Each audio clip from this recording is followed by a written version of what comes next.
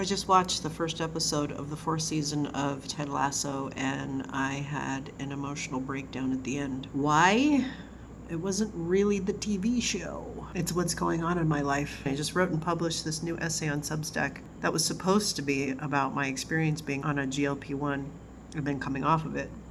And what ended up happening was I kind of gave this history of my loss of control and then gain of control, really is what it was, through the lens of gaining weight and not being able to get the health care that I need, how all of that played out over the course of 30 years. Then one day, when I was walking across the street in 2023, I got hit by a truck, and it completely changed my life in every way possible. Had one little teeny tiny thing been different in that accident, I could have very easily been dead or severely injured. What ended up happening was my supraspinatus tendon at the top of my right shoulder was severed, and I needed shoulder surgery. And that was enough for me. I'm very, very, very fortunate that that's all that happened, but that wasn't easy to go through. What really has stayed with me over the course of the last 3 years is this rigidity in my body. I cannot move the same way I used to. I was a competitive athlete for the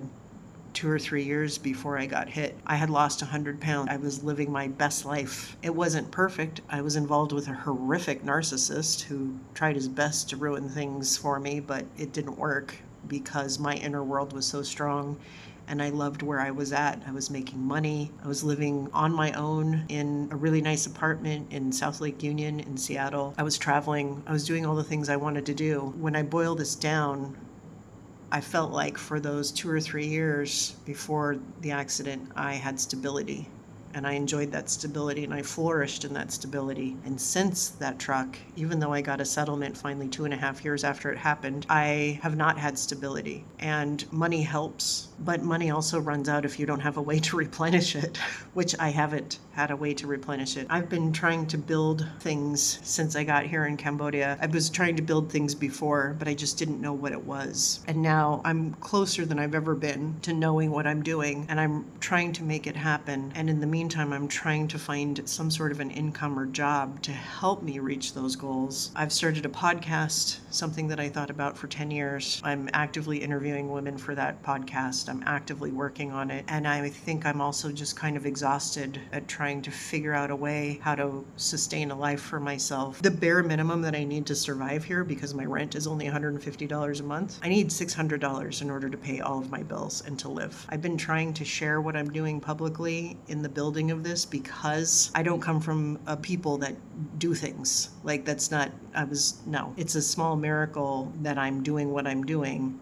And I have gotten inspiration from other women sharing their journeys, and so I want to do the same thing because I think that's the right thing to do. This is a bumpy journey. I think all journeys are bumpy journeys, and I think that's the point, but so often people don't share the tough things, and so that's what I'm trying to do with this video, is share that this is currently what I'm going through. Just trying to be real, because I'm not about that, look how wonderful everything is life. If you want to read my Substack article,